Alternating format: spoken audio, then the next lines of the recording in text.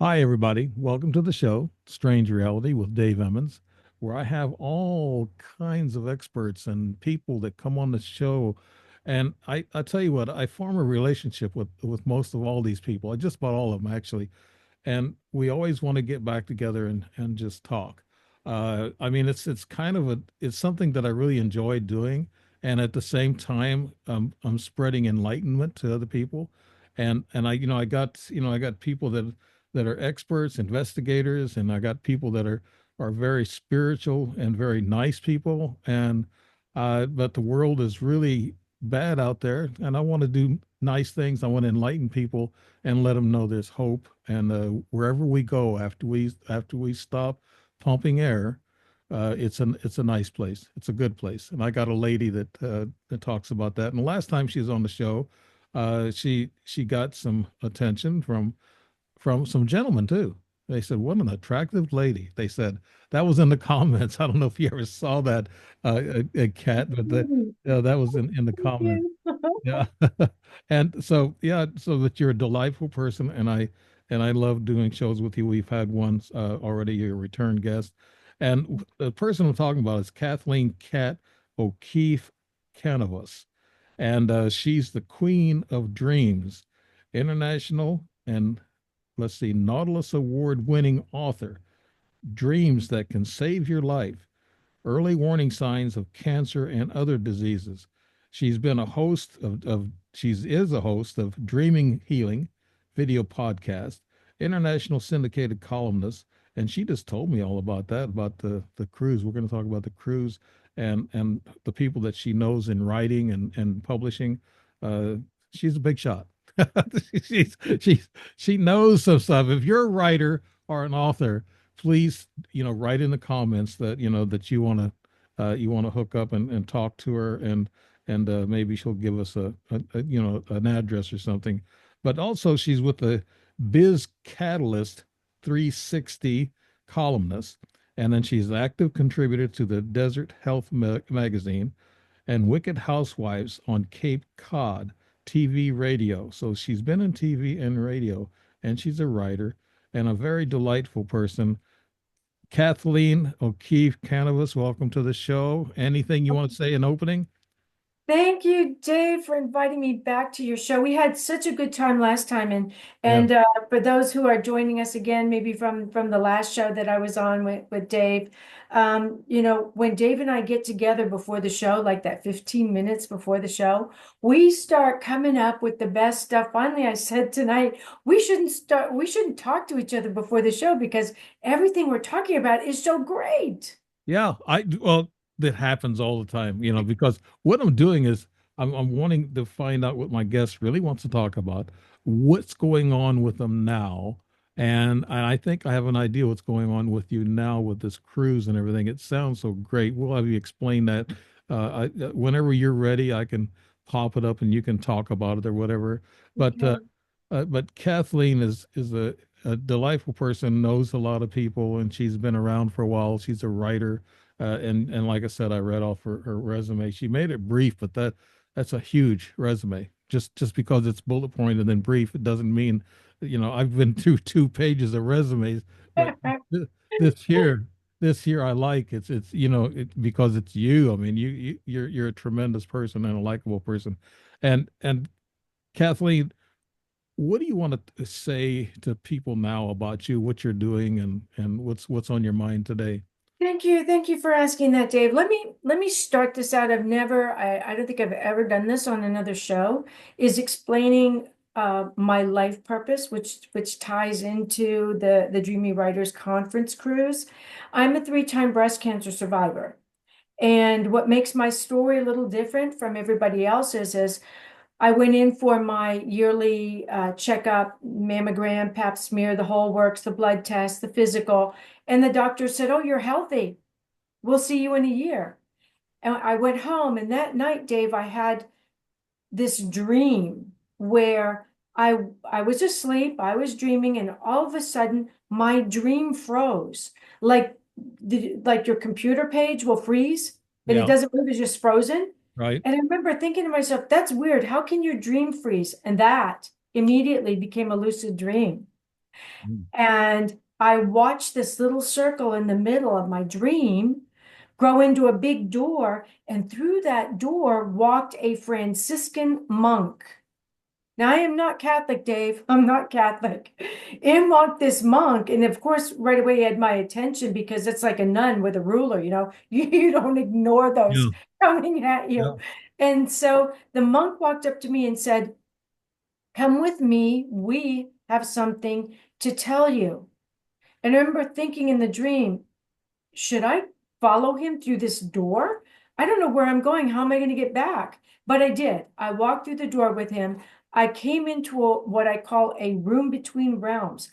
Dave, it's a room that is neither of the living nor of just the dead, but it is a room that defies time and space, and it's where the dead can come to speak to the living, to Mm. give them important information. And the room was completely bright white. You could not see the difference between the floor, the walls, and the ceiling.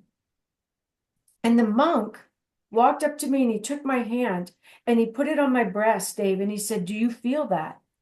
And I said, yeah, I do. He goes, "That's breast cancer.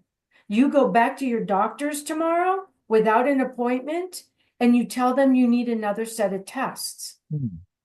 And I said, and then he walked me back to the doorway, the sacred dream doorway. And I walked through, the doorway closed up, and my dream started right back up where it had ended. And the next morning, I remembered every aspect of that dream, went back to my doctor. And long story short on that is, my doctors kept sending me away, saying, "You're healthy, go away." And those monks would come back in to those dreams. For 3 months that went on, until finally one of the monks handed me a feather, tiny little feather, and said, "You take this feather as if it's a sword and you cut through all of that doctor's arguments. You need exploratory surgery. It's the only thing that's going to find this cancer, and you don't take no for an answer." So, Dave, I went back, and when my doctor saw me, you could tell by the look on his face, it was like, "Why is she back?" And when I told him I needed exploratory surgery, he looked like I had just drenched myself in gasoline and set myself on fire. And he said, "No, we can't do that. We can't." And I imagined that feather, and boom, I got the appointment for the surgery. Turned out I was in stage 2 with it in my lymph nodes. Oh my. So, but that's not where it ends. And it's not even the part that's really great. 5 years later to the day, the monks came back into my dreams and said, "It's back." And the doctors were saying, "No, it's not. You don't have cancer." And my monks were saying, "You don't take no for an answer again. You get the MRI." And it turned out that I had breast cancer back. It was a 9 by 11 centimeter tumor, which is terminal. Oh. And so when I heard this, I started crying at home. And one night, one afternoon, I went up to lie down on the bed and I fell asleep. And while I was asleep, Dave, the 3 monks came into my dream. I thought I had awakened. The 3 monks came into my dream and looked down at me on the bed. And I said, "Look, I know why you're here. I'm dying. I got it. I understand. But you may want to warn God before I get up there, because I've got some really big bones to pick with him. There's nothing I did in this lifetime or any of my last ones to deserve this." And they looked down at me and they said, "Kat, don't you remember?" And I said, "Remember what?" They said, "You told us before you were born that you were going to come down here on the earth plane when higher power, God, is taken out of everything and put away in a closet. You don't talk about it. And you were going to show that you don't worship science. Science is a gift from your higher power. You you don't worship that science. And we told you were going to show that science only goes so far. And then sometimes it takes God or your higher power to push you over Mm. into finding what you're looking for." Right. And they said, "We told you we would be with you every step of the way. You're not going to die." And I looked at those 3 monks and I said, What was I smoking up there when I said I was going to do that? It's the only time I've seen them laugh. And they turned around and walked out of my dream. Yeah. But part of that life purpose fulfillment, part of showing that we have a higher power, that there is a room between realms for the living and the dead to meet, that there's so much strange that goes on in the world that will not fit into the little box that we call normal on earth. And this writers conference is one of them, because I know your audience has strange things that have happened to them, and Oh, I know they want to write them down. right. And yeah, they're all curious about what it's about and how they can actually find out more about what's going on about these dreams. Same thing here, lucid dreams I've had. But no, while you were talking, Kathleen, on your right hand side, when you lift your arm up, there was a square box that looked like a cell phone over your right shoulder. It just showed up just for a little short while, about 2, 3 seconds, and Call me.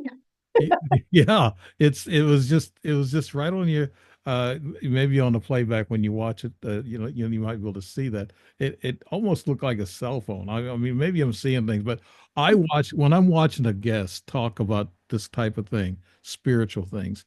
I watch the screen and I watch and see if there's any sign of things that pop up around you. And that little square box would have looked like a square cell phone, I guess. But and it didn't, because I know there's kind of a glow with your hand when you with your background, but that square box just showed up like a cell phone over your right shoulder. It looked like ET phoning home. yeah, the ET phone.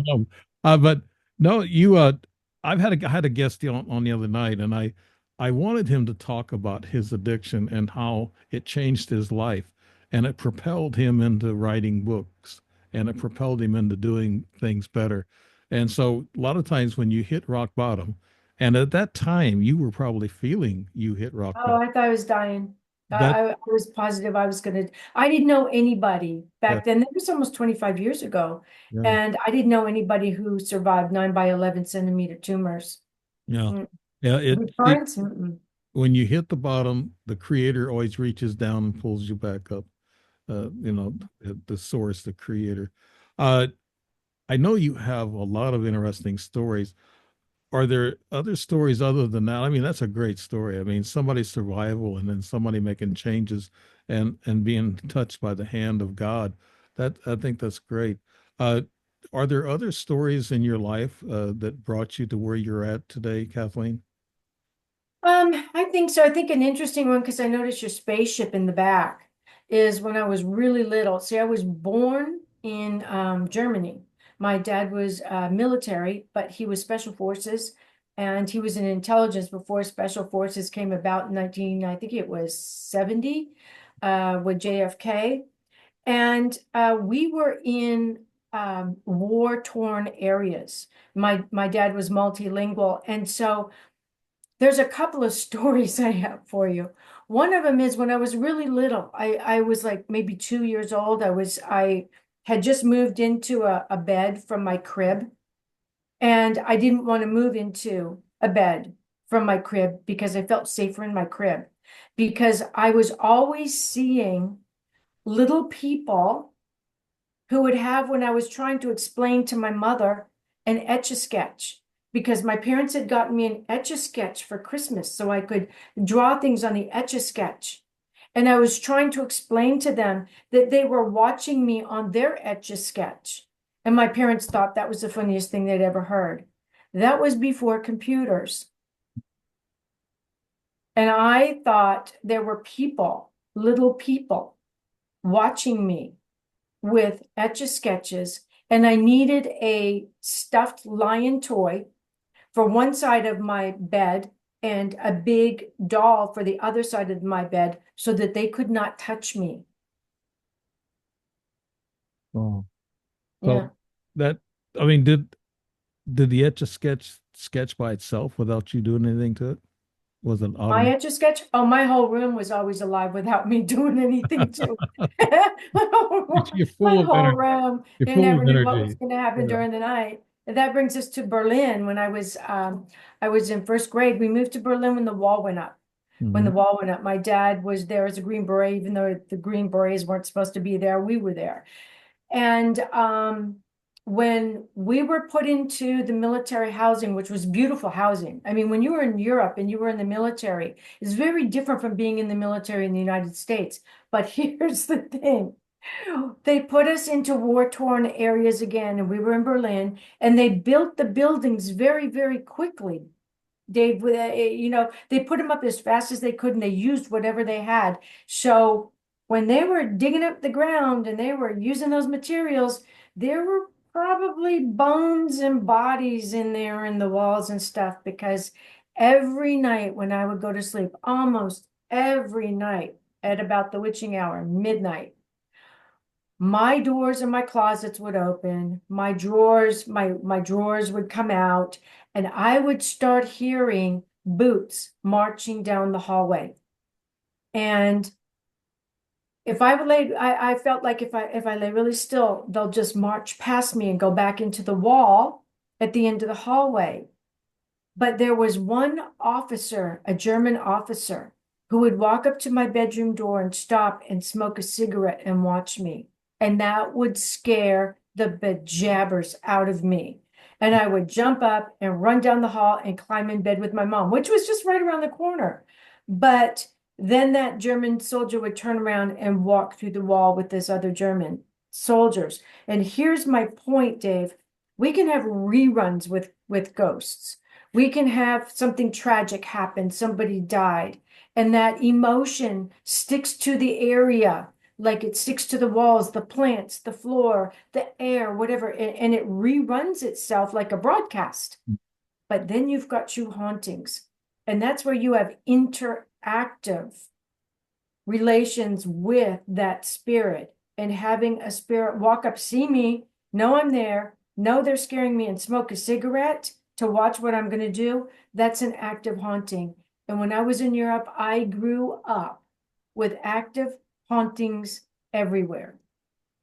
So you must have drawn them to you because they're people that have special, I guess, talents, spiritual talents, empath, psychic abilities. They come to you, and it sounds like that's what they were doing with you. You were attracting these ghosts, and but did they communicate with you, Kathleen? No, they didn't communicate with me. They didn't touch me. They didn't hurt me.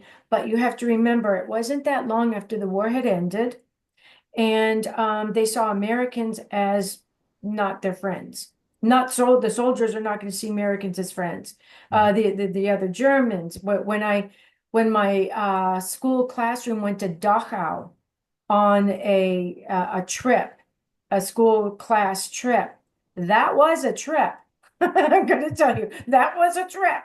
And especially for me, and they were trying to convince me that they did not use the big ovens in Dachau to get rid of the bodies, that there were no bones in there, because I saw the bones. And finally, I just looked at the woman and I said, "So what were they doing, baking bread in there?"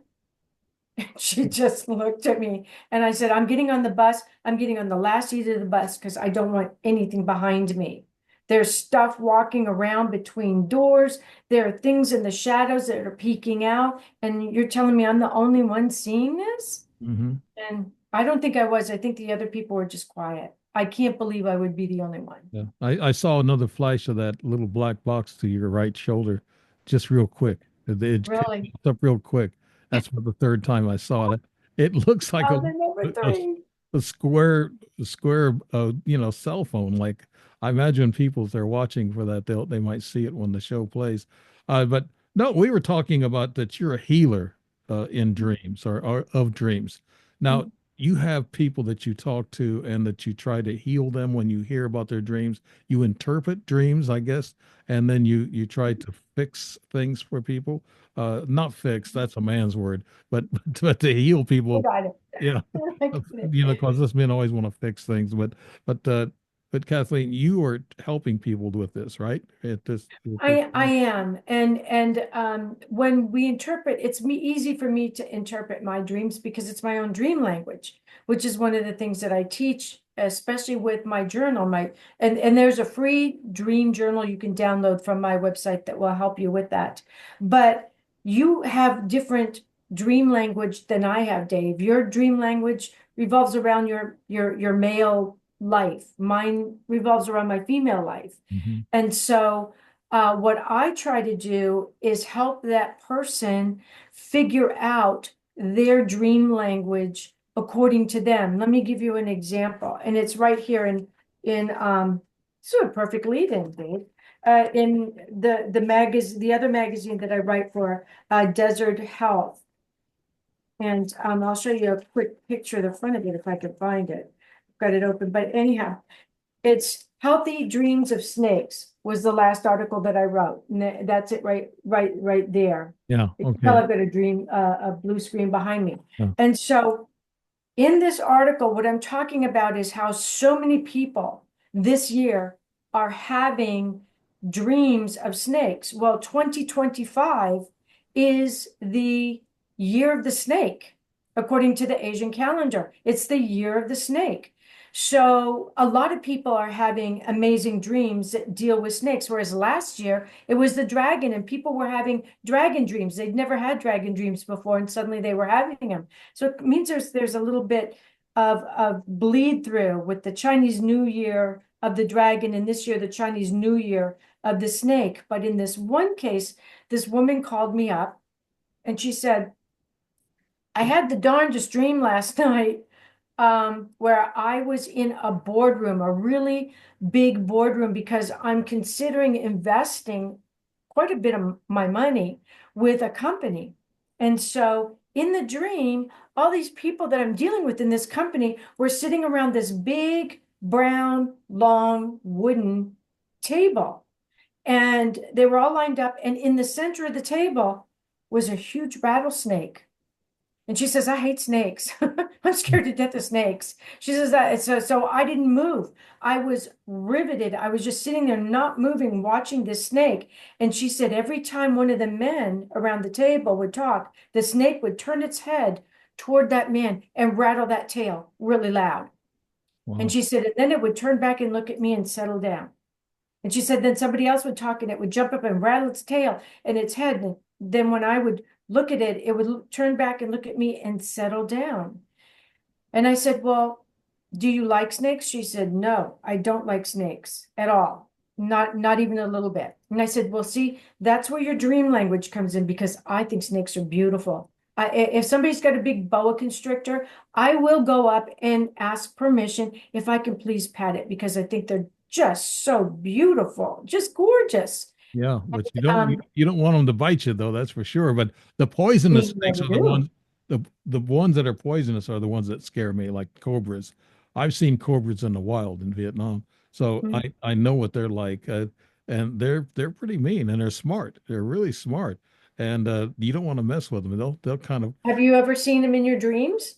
Yes, I had a dream about snakes about 2 months ago. It was a brief dream, real quick about, I think it was two snakes that was crawling around in front of me, and they kind of got up and looked at me. They were cobras, and that's my fear. Mhm. I fear cobras, but other snakes, I used to play with gardener snakes when I was a kid, and black snakes, and I'd let them even bite me, but that's not good because they can give you some kind of They can infection. give you a little infection, Yeah. yeah. But They're dirty I'm little teeth. yeah, I'm just like you with this boa constrictor. If they're not poisonous, I can approach them. But if they are poisonous, I stay clean away from poisonous snakes. And if I'm Mm. out in the wilderness, I'm sorry, but I kind of snuff them out. No, no. I just avoid them and they avoid me if it's but it comes into your waking world too. They can kind of tell if you care about them. But anyhow, getting back to her dream, see, for me, a large snake or a large cobra is the Kundalini. So when I see a large cobra in my dream, I know it's really important. I have to pay attention at that moment, because there's going to be some profound wisdom coming in. With her, it was also wisdom, but of a different kind. That was a rattlesnake. And when something is wrong, it rattles, it warns you, don't tread on me, don't go here, Mhm. don't go there. And so I told her, I said, you don't like snakes, yet this snake felt it was really important to rattle at the men, but it didn't rattle at you. Why? Because something's wrong. Do more homework. Do more research on this. Turned out she decided not to invest with that company, and the company went bankrupt almost as soon as she said, no, I'm not going to be a part of this. And she would have lost all of her money. Oh, wow. That's yeah, that's so that you interpret, did you interpret that dream as such as you No, I let her help me interpret it because it needed to be her dream. Otherwise, I'm giving her, well, some people will say, well, if that were my dream, this is what I would think. But I like for people, I ask people, what does a rattlesnake mean to you? And she said, well, danger. I said, yes, and it's in your boardroom on your yeah. board table. Yeah, Board table. and also you talk we I just interject ETs here. You had the reptilian that kind of looks like a cobra in a face. I saw one in my bedroom. It was a holographic. It was standing there looking at me when I got out of bed, and it Mm, scared the bejesus out of me. I mean, I was backing off to the wall and I was looking at it because it did. It looked kind of like a cobra. These reptilians kind of look like that. You said last year was the year of the dragon, and mhm. reptilians also are kind of like a dragon looking species. So I don't know if that's an ET inflection in the dreams or not, but for me as a ET experiencer, that's one of the ideas that might pop up. But Mhm. you were saying that you can help heal people with these dreams. Kathleen, could you tell us how you go about that? I've had a number of people call me from around the country. Like I just had two separate women call me from two separate parts of Ireland that were having monk dreams, telling them that they had breast cancer. I'm like, you're kidding, really? And they said, yes. And I said, well, when this happened to me, this is what I did, and this is what I found out. And then the monks actually helped me pick my chemotherapy and told me what vegetables to eat while I was going through treatment in order to keep my blood supply really strong.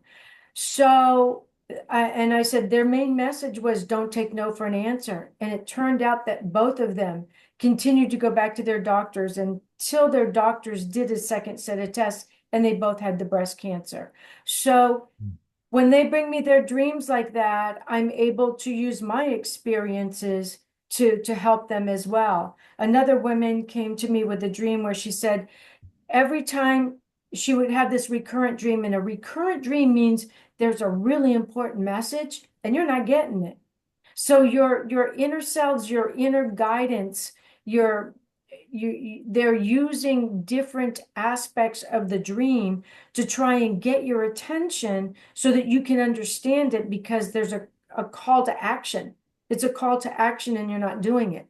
And so in this dream, she would be in her kitchen opening up her cabinets, and the cabinets would just be pouring out honey and sugar and stuff out of the cabinets. And she was like, this gooey stuff was all over me. And she goes, I love sugar and I love honey, but not when it's like all over me. It was like in my hair. It was on my body. I couldn't get rid of it.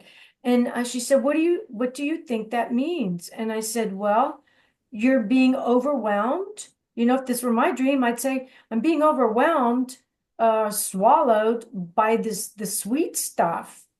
Um, I said, when was the last time you had a physical? And she said, I don't know, a couple of years. I said, well, just go get a blood test. See if there's something off. She had diabetes. She's a skinny girl, thin, very active, but her pancreas was acting up and she was diabetic and didn't know it. Hmm.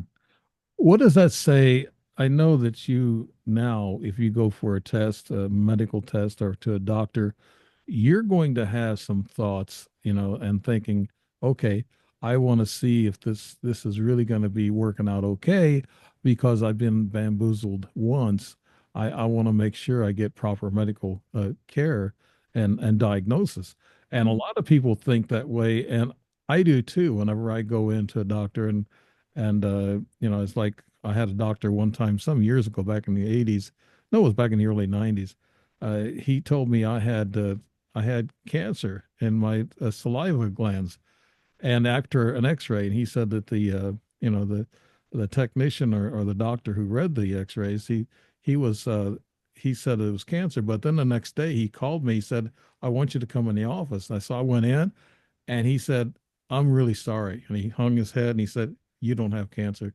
He said that the doctor read it wrong, and there was another doctor who read it. And I said, "Oh my God." So so it happened to me. So you have Mhm, to be careful with the diagnosis, and you have to kind of like have your feel about yourself, your own health, like you did. You mhm, you kept thinking, okay, when a doctor tells me there's nothing wrong, and I know there's something wrong because something's hurting. I'm thinking, okay, something's got to be wrong. I got to find some kind of decision about this. So mhm.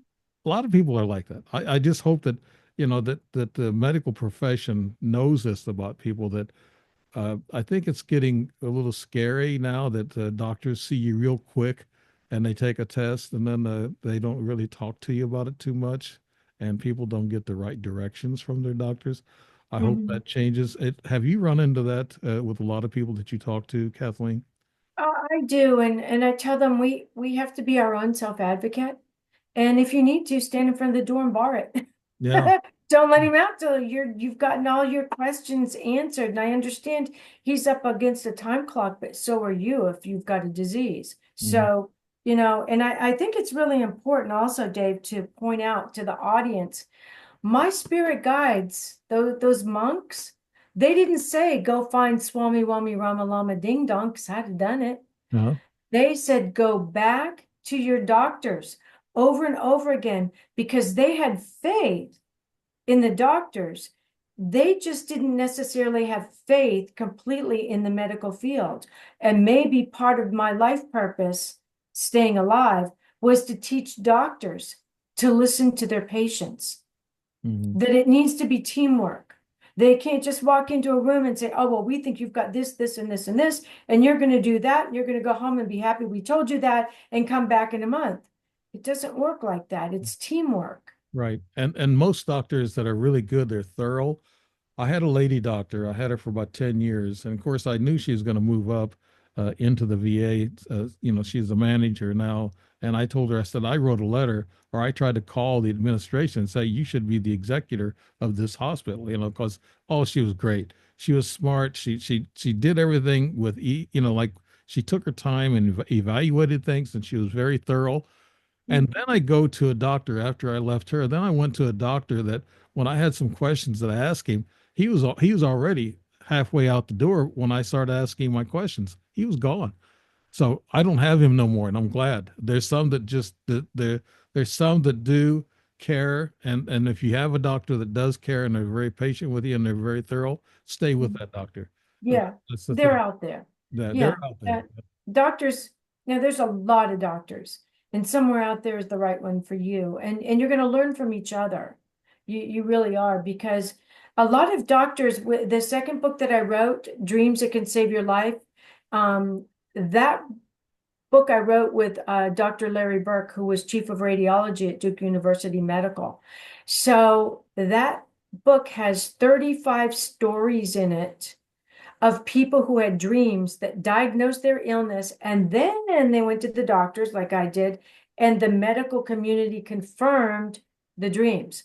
So we actually got permission from Duke. He got permission from Duke to run this experiment that he was doing using dreams to diagnose illness, and then we wrote the book from it. And a lot of the stories in there are from doctors working in hospitals, and they asked us to change their names so they wouldn't lose their job. Yeah. Uh, could you tell us, maybe pick one of the outstanding stories in that book? Could just kind of give people a taste of what that book's about, Kathleen? Sure, sure. They're one of my favorite. That the professionals always say you can't dream for somebody else and somebody can't dream for you. And I never believed that, because there are a lot of us that dream for others. And so in the book, there were 19 of us that were in Dr. Larry's group through Duke University Medical. And I became number 20. He found me online and I completed that group. And so Duke University then funded his research, which has been published in medical journals. In this one story, this woman starts dreaming that her mother has breast cancer, and her mother's breasts are bleeding as they're in the dream together walking around. So the next morning when she wakes up, she goes to her mom and she says, Mom, I just had a dream last night about you having breast cancer. And her mom said, No, no, you can't do that. No, no, no. If you dreamed about me having breast cancer, that means you have breast cancer because everybody in the dream is you. That's what she'd been taught. So the daughter went to the doctor, had a complete test, nothing. She was healthy. She came home. She said, Mom, I'm taking you to the doctor now. Turned out her mother had the breast cancer. We can dream for other people. We can have our deceased loved ones come into our dreams when we're in crisis and help us through it. There are no laws when it comes to strange reality. There are no Yeah. laws. I wanted to ask you, Kathleen, what you mentioned monks and you said you're not a Catholic. Okay, what do you attribute uh your guides are or is this through God, the source, the creator? That has to be part of it. What is telling people like yourself about the dreams and showing you dreams? What aspect are they angels? Are they past relatives like you're talking about? Is it the source or the creator? Kathleen, what do you attribute that to? That's a really good question, Dave. I think it's a little bit of all of what you just said. I think the monks are sent by our higher power. I don't think they're angels, but I have to tell you, I'm not sure I've ever seen an angel in my dreams. I don't see anything floating around with wings anywhere. I often will see um, people that I'm speaking with who are really glowing. But I will see that on the earth plane too, in my waking world. I will see somebody across a room who's glowing and seems to be moving differently. They'll Mm. look at me and smile or something and then go through the wall. So, and if there's another psychic in the room or somebody who's spiritually attuned in the room as well, we'll usually look at each other. We'll look around the room to see if anybody else noticed, and we won't do a thing. We Right. won't say anything. You Some sense of us can energy. see that, some of us cannot, and we respect the ones that can. We are exactly where we need to be on our spiritual journey at the time we're there. And at that time, we can't be anywhere else. So what that means is I can't take the other people in that room that didn't see that and explain that to them and tell them it just happened. There was a spirit that just went through the wall in time period clothing and that they didn't see it, but they were there because you're going to scare them so badly. It's like telling a 3-year-old that Godzilla really is right outside that door.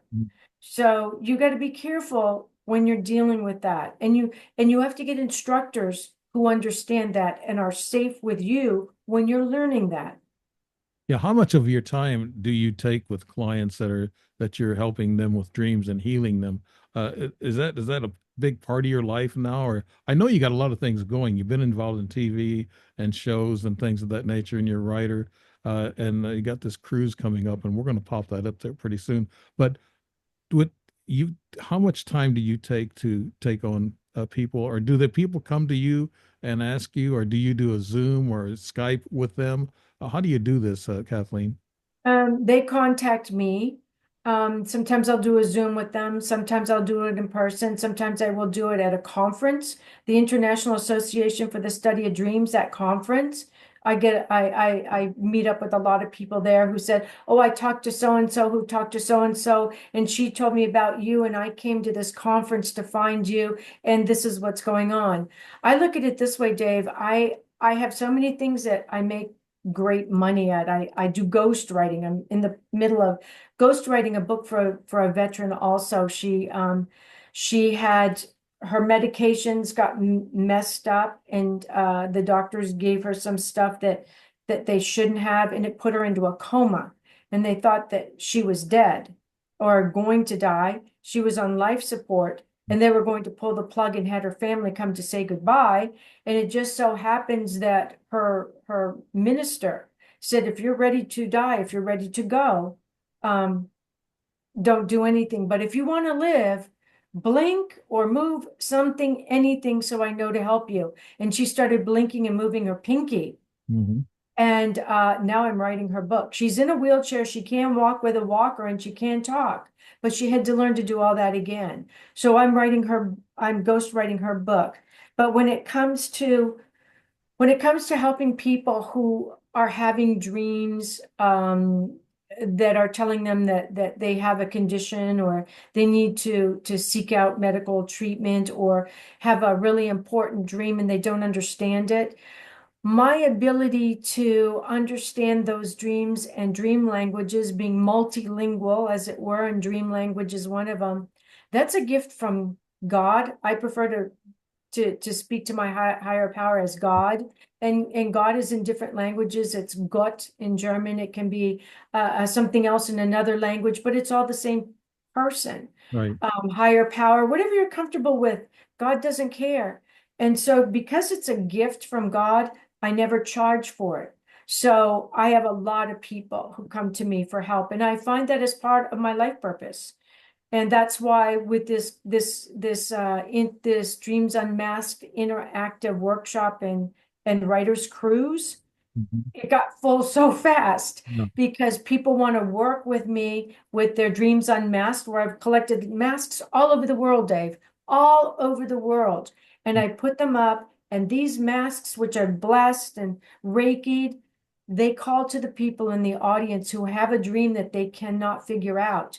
And together, interactively, the whole audience works as a tribe around this person. And we figure out that dream for them. And in one case, the dream was move to Florida with your family. You're isolated, you're alone, and this isn't where you should be. And she would have never gotten that from the dream if we hadn't worked together with the masks. Yeah, I've had repetitive dreams, and they're simple dreams. There's like maybe some people involved, my friends or family involved, and they're quick, and it kind of makes me wake up, and I have a my stomach is kind of messed up from having that dream, and it's so repetitive that it kind of gets on your nerves after a while. So It's how do you supposed to. how do you how do you stop a repetitive dream, Kathleen?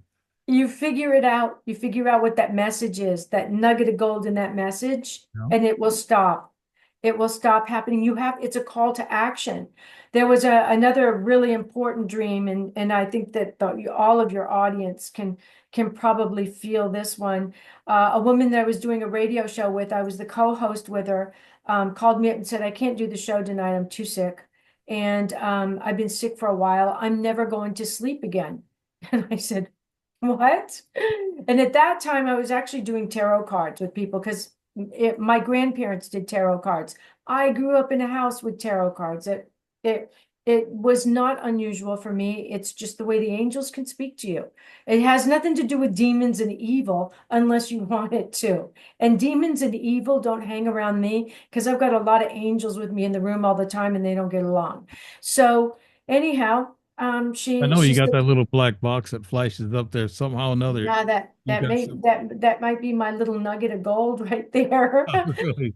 But So no, the, you talk about on this cruise, and we'll talk about that. You said Dreams Unmasked, interactive workshop. So you hold a workshop for these people that are dreaming. And also, secondly, after you answer that, I want to throw you some luggage here. So you tell us about this going back, I guess, in this dream temple throughout history, how dreams have come about. But tell us about this workshop that you got first, Kathleen. okay. So the workshop would be, a little bit of what I was doing with this co-host. We would do it with the dream. I said, why are you not going to ever go to sleep again? And she said, I keep having this recurrent dream, like you're talking about. And in this dream, I'm sitting in the living room with my husband on the sofa watching a life show on TV. One of those, women housewives of something or other. And she says, all of a sudden there's a knock at the door. And I know what it is, and I tell my husband no, but he stands up anyhow, goes across the room and opens up the door, and standing in the doorway is my father. And I scream and wake myself up.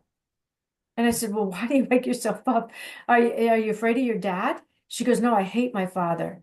I said, you hate your father? She said, I hated him when he was alive, and I hate him just as much now that he's dead. I don't know why he's showing up in my dreams. I want him to stop. I can't stand him. I'm not going back to sleep. And I said, well, do you really want this dream to stop? And she said, yeah. I said, then here's what you need to do. There's a message here, and he's knocking on the door asking permission to communicate. If you don't communicate, it's never going to stop. So the next time you go to sleep and you're in the living room, the room of the living, with your husband, your better half, and he gets ready to get up and answer the door, you tell him to sit down. This is where you live. You get up and you go answer the door. She said, no, I'm not going to do it. I hate that man. I said, it's the only way the dream's going to stop. Nothing else is going to do it. And you're going to get sicker, and it's going to affect your life on so many levels. She said, okay. 2 days later, she calls me. She says, I had the dream, and making it lucid. She knew as soon as she was having it, it was a dream that made it lucid. It was recurrent, and it was a nightmare. She had 3 things going on at once, which is really, really scary. She said, I got up and I walked across the room, and she said, Kat, it was like the door handle kept going further and further away. She said, it was so awful. I was so afraid to touch it. And she said, I finally touched the door handle and I opened the door, and there was my dad. And I looked at him and I said, Dad, what do you want? And he looked at me and he said, I love you. I love you. She said, I don't know what happened to me, but I threw my arms around his neck and I said, Daddy, I love you too. That was 3 days ago, and I haven't had the dream since. And I feel great. I feel healthy. My husband is no longer talking divorce, and I'm ready to do the radio show next week. So the message was, he may be crappy on the earth plane because he's going through his own stuff, but he's had time on the other side to look back and see that what things he did to you to mess up your life, and he's coming back. He's gotten permission to come back and ask for forgiveness and let you know he loves you. And he was speaking to the little girl within you, and the little girl within you reacted. I felt when you started telling that story about this lady, I felt there was something, a big part of it was forgiveness. Mhm. I kind of felt it, and then you just mentioned it, so that's part of what the whole meeting was about. Uh, Going back in our human history, I guess you mentioned something about a dream temple earlier. Yeah, the Asclepian dream temples. Yeah, could you tell us Yeah. about that, Kathleen? Yes, yes. In Greece, the Asclepian dream temples were, today they're actually spas. So there's something still magical about them, but they turn them into spas. But the Asclepian dream temples is a temple that the common folk would go to if they had a problem and they needed an answer in the dreams. It could be their health. It could be a woman couldn't get pregnant. It could be a man didn't know whether or not his son was still alive. He had gone off to war. They come up to these Asclepian green dream temples named after Asclepius, the god of dreams, and they will lie down on the floor with a priest and sleep together, and they're sharing dreams, which people say, oh, you can't do that, you can't share dreams. Well, I told you a story about in my book Dreams That Can Save Your Life, where the daughter dreamt for the mother. Well, this sometimes the priest can dream for the person if they can't dream, if they say they can't dream, and through that dream they're able to give them information to heal them, whether it's change your diet, you need to eat this instead of that because it's keeping you from getting pregnant, or eat this because it will increase your estrogen and help you produce, children. Yes, your son is alive and he's coming home at this time, so get ready for him. And that's what these dream temples did. And Asclepius, actually, the sign for Asclepius was what the medical community still uses today, which is the staff with the single snake. You're the snake around it. Snakes have always been a part of health. And maybe, we were kind of touching on this a little bit, Dave, before the show. We really need to be healed as a species right now. We are so divided. We're divided by our sexes. We're divided by our politics. We're divided by our countries. We're divided by everything. And it's the snake coiled around anything that means healing, because the staff you lean on is that which gives you power to move, change. And it's really important in this time that we embrace that snake and embrace it in our dreams. Let's get it. You mentioned, I guess, on this trip that you're going to be talking about nightmares Mhm. or loving dreams. Nightmares, a lot of PTSD people. You treat a lot of guys with from combat with PTSD and they have nightmares? Mhm. What is a nightmare, and how can you heal a nightmare, Kathleen? Um, you can heal a nightmare by embracing it, because our dreams are a microcosm of our waking world. And when you have been in war and you've seen horrific things happen, and horrific things have happened to you, your inner children, your inner teenagers hold on to that. And they use your dreams as a form of dream work. And that dream work gives you opportunities to work through this PTSD. You can go back in safely, relive it to its fullest emotional, frightening spot in your life, and try working out different solutions. Maybe that solution is, let's take something that's not war. Let's say that you've come back now and you're working in a job, and your boss reminds you of an officer you couldn't stand when you were in Afghanistan.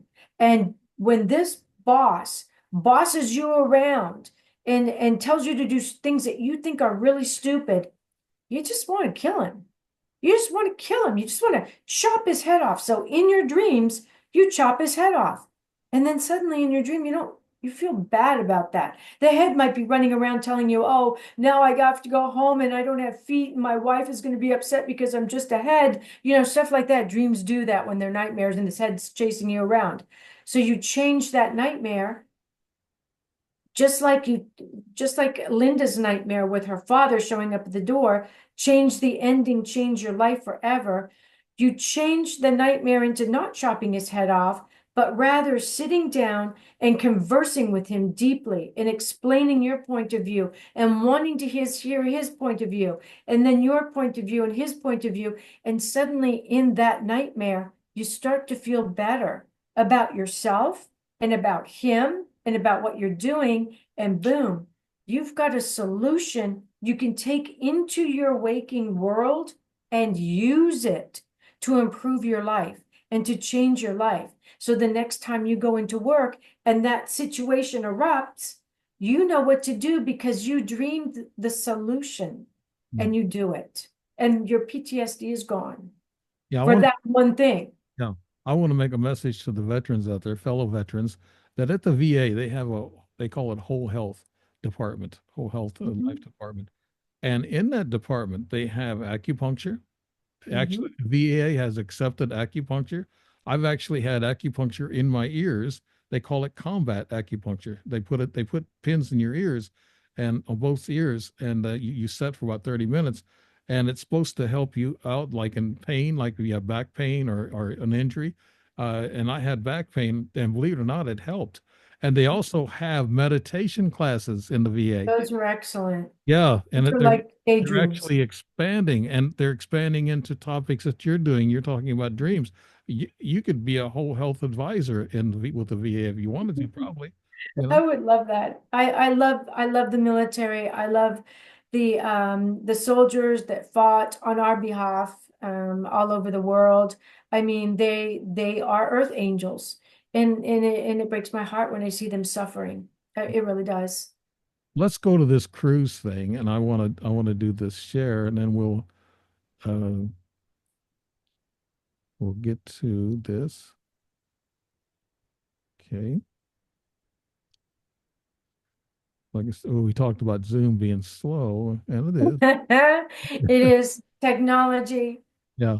And there you go. There's Yep, your there's the dream. quiz. You know. And if you can scan down a little bit, they'll get to see who's going to actually be the Yeah. instructors. We're Right. incredible instructors. Yeah. You want to talk So about these people? yeah, I'm going to be on there. Yeah, I'm I going to be see one of that. the instructors. Huh? Yeah. Yep, I'm one of the instructors. I'm putting this whole thing together and I'm the instructors and I'm going to be talking about Dreams Unmasked. I'm going to be doing Dreams Unmasked to help people reconnect with the emotion. It can be a happy emotion. It could be a really happy dream to use that in their writing so that instead of just having the reader read about it, the reader is experiencing what you're experiencing. These dreams that we were talking about, the PTSD dreams, they're not only therapeutic for the person writing them, they're therapeutic for the person reading them. Because what is more healing than having someone read something and say, oh my goodness, I'm not alone. They went through that too. I have a tribe. I belong. That is so, so healing. So I'm going to be doing that. And then I'm going to be talking about agents and publishing. Now, my agent said, Kat, anybody on the ship that you work with, if they have a manuscript and their book proposal ready, I will take it. Have them send it to me, and I will look at them as a possible client to get published. So it's only something like 2 to 3% of all manuscripts sent into agents are picked up. So just having an agent who knows, just having somebody who has an agent that can introduce you is a really, really big deal. That is. Yeah. And for publishing, I have a special, I call it the publishing wheel, where you can organize your thoughts to create a book, a chapter, an article, same thing. And I did it at the Southwest Writers Conference. I taught a huge room full of people how to do this, and they loved it. It was so easy because it organizes them on such a simple level. And so I'm going to be doing that. And then we're all going to be writing an article together, a short 500-word article using that circle. And then I'm going to introduce those writers to the gentleman who has Biz Catalyst 360 magazine online. And he said he would take anyone I sent him to be a published writer in his magazine. They'll be a columnist. So this is an opportunity. This is like a gift that fell in my lap from heaven to be for anybody coming on this writer's cruise. And then Rose Kern is one of the instructors for the Southwest Writers Group in New Mexico, and she teaches at the University of New Mexico.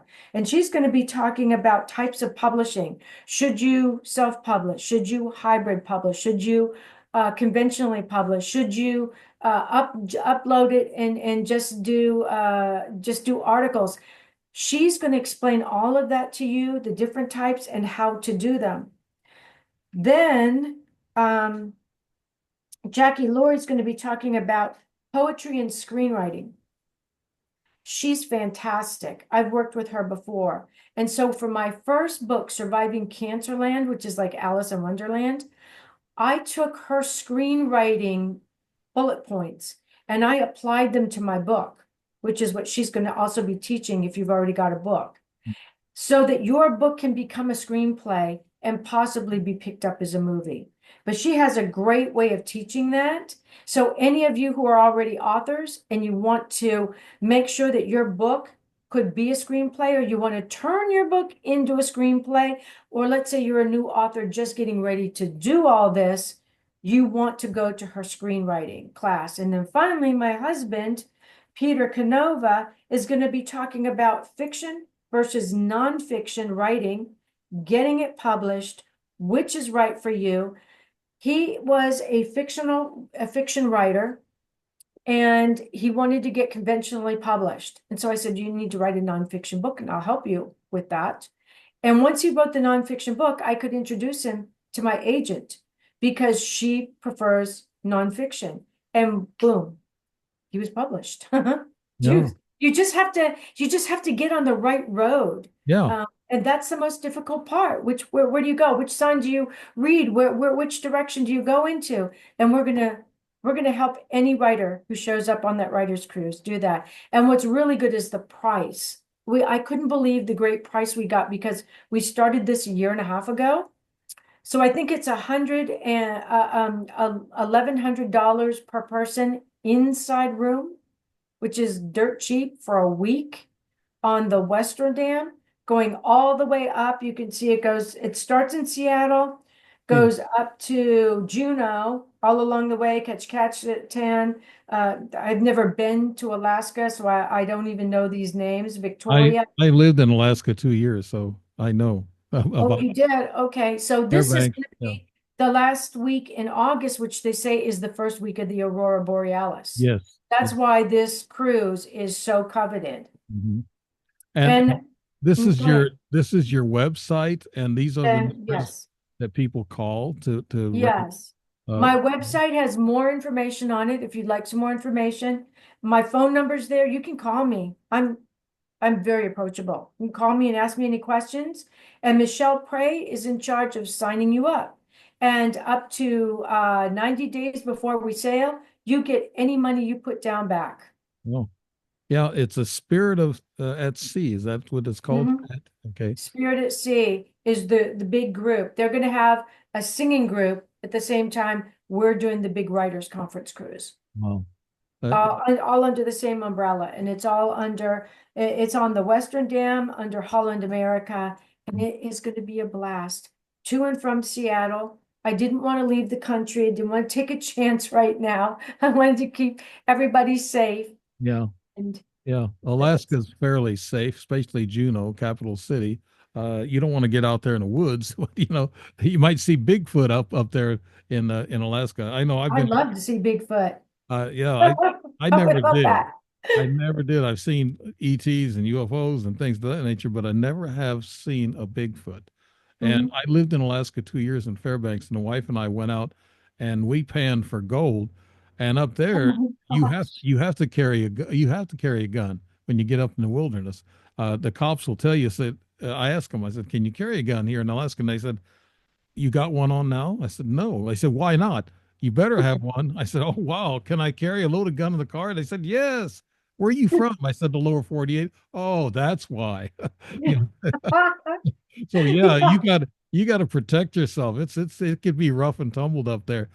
So this cruise is going to start August 24th through the 31st, and that's this year. Mhm. Yeah, okay. Mhm. Yep.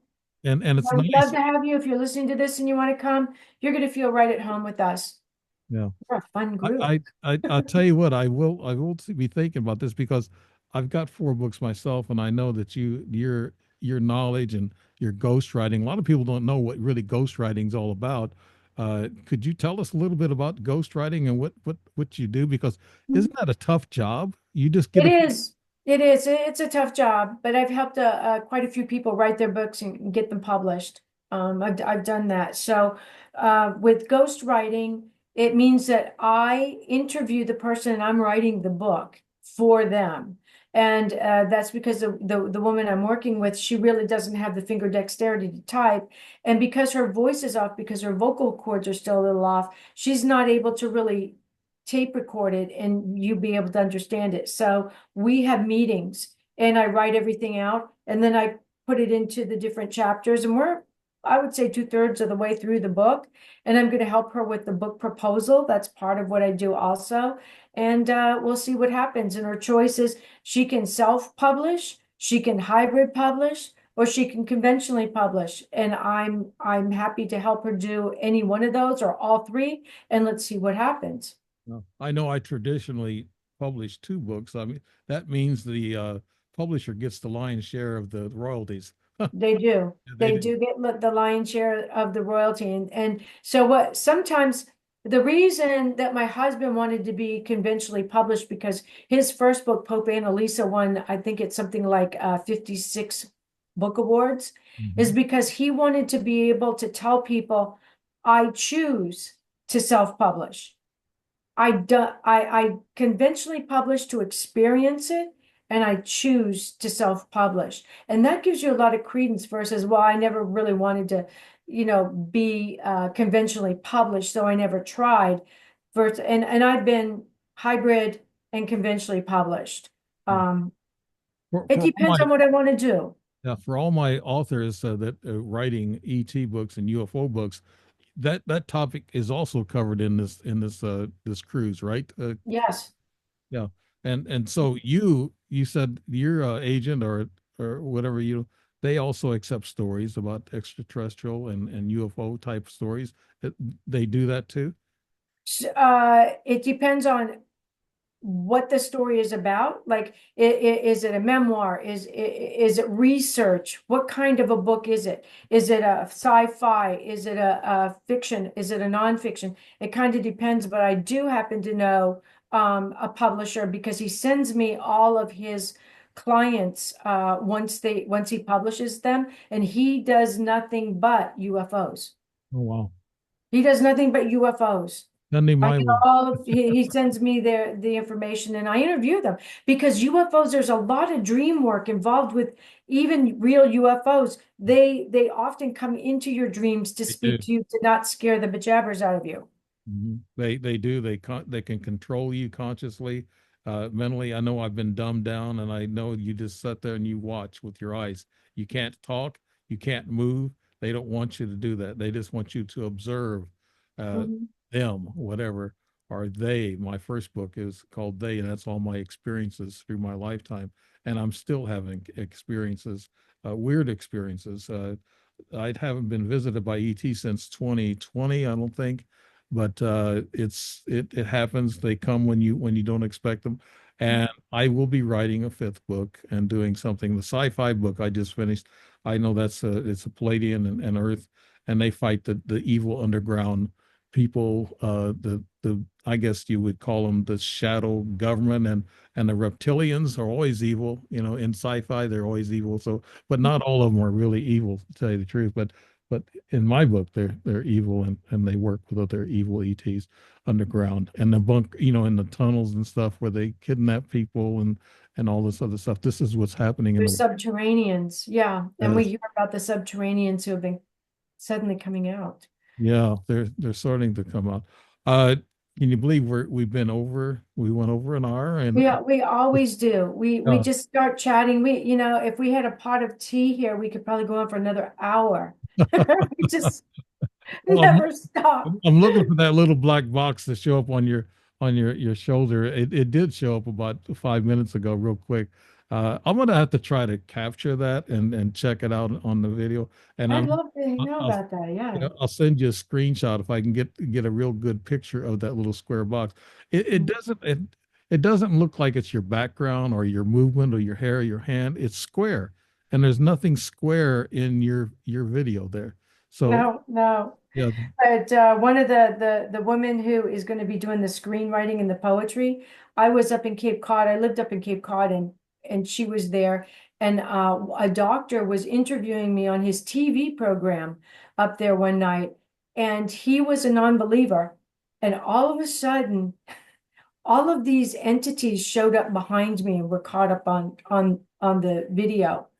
And it freaked the producers out so badly, they shut the whole production down and closed the room off. And I went in and sat with Jackie while she was teaching her class, because I had nowhere else to go. And it was on film. Yeah. I wanted to ask you about I don't want to push this a little bit further than an hour, but I wanted to ask you about this Wicked Housewives on Cape Cod, since you just mentioned it. And that was a TV show. Were you involved in that, Kathleen? Yes, yeah, I was involved in that. Were you, Yes, were you- we did cooking. We did cooking shows on that, and we interviewed a lot of Ghostbusters. they would come onto our show and they would tell us all about their hauntings and how they got rid of ghosts that needed to go. And I mean, it was an incredible program, and we were on that for I think 3 years, and then I moved. But we were C3 TV, we were Channel 3, and we went to Cape Cod and all of the surrounding areas, Mhm. all the way down to Dedham, I think it was. It was pretty big. Oh, okay. I guess we'll have to end the show that because a lot of times, with the internet generation now, they're short. They like these the shorter the better. And a lot of times when you get these long interviews, they if they can't listen to it like on a radio fashion, of course there's audio and video on this show, so they can listen to it audio wise. But a lot of people have short attention spans now. But with your show, a lot of people are going to be interested in what you're talking about, dreams. A lot everybody has dreams. We're all They human. do. It We all happens. do. And even nightmares, so people try to figure that out. So Kathleen O'Keefe Canova, thank you so much for being on the show. And you've been listening to The Strange Reality with Dave Emmons. And I want to thank you. And you liked Kathleen before, and I'm sure you're going to like her again. So please, and then try to join that cruise if you can. If you're a writer, if you're some of my buddy UFO book writers, jump on this cruise, okay? And we'll give you the information also in the narrative. Kathleen Conover, thank you very much for being on the show on the Strange Reality. Good night, everybody.